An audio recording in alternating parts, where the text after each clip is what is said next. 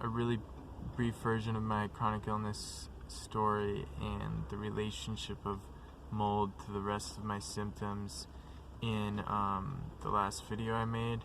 And I just wanted to do another video less addressed to researchers and more addressed to people who might be on the fence about mold avoidance, or whatever you want to call it, toxin avoidance, avoiding the bad stuff, going to pristine air and healing.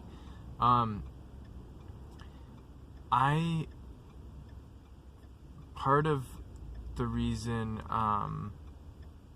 this has been so hard is because of how sick I was when I started, and I don't think that would have been the case had I left a lot earlier. And so I think that one reason we should be looking at the link between mold and something like CCI, which is really serious damage to the ligaments, is prevention. I don't think I would have had to wear a cervical collar or maybe get surgery, which I might have to do if I had gotten out of mold sooner, if I had not been slowly letting myself be poisoned for years. So about a year and a half ago, I had probably moderate to severe ME/CFS, but I was like housebound, going out for some appointments, and a lot better than this, but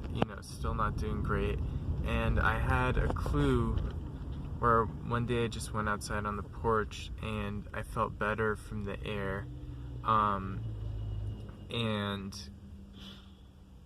just less air hunger. It just felt like more nourishing air and more energy. And then I went back inside and felt worse, and then I went back on the porch. I tested this a few times, and I think I said something to my dad like, the air feels better outside, and he, I think, maybe mumbled something about it being placebo or something. And I also thought, this extreme mold avoidance stuff is so crazy, scary, labor intensive, and I'm already doing some treatments with a real CFS doctor, and I also just didn't think that I could become bedridden. There's just like a mental block there. It's just such a horrible thing to think about. I did not see that as a possibility.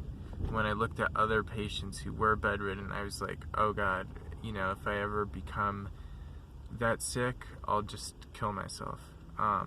It's just like, I can't live like that. And then eventually I did become bedridden, and I also developed these symptoms of CCI, craniocervical instability, where my brainstem is being compressed, on top of all of the regular severe ME symptoms. And my POTS got so bad that I would elevate my heart rate to insane levels just crawling to the bathroom and back. So for people who are like on the fence about going, it's financially really difficult. It's really difficult even if you're rich and moderately ill. It's really counterintuitive and difficult thing to do. But I just want to send the message that it can always get worse, and you might want to think about staying ahead of that, getting out while you're well enough to drive, while you're well enough to take care of yourself a little, and before you make possibly irreversible damage to your body, which can happen just from the inflammation persisting long enough. And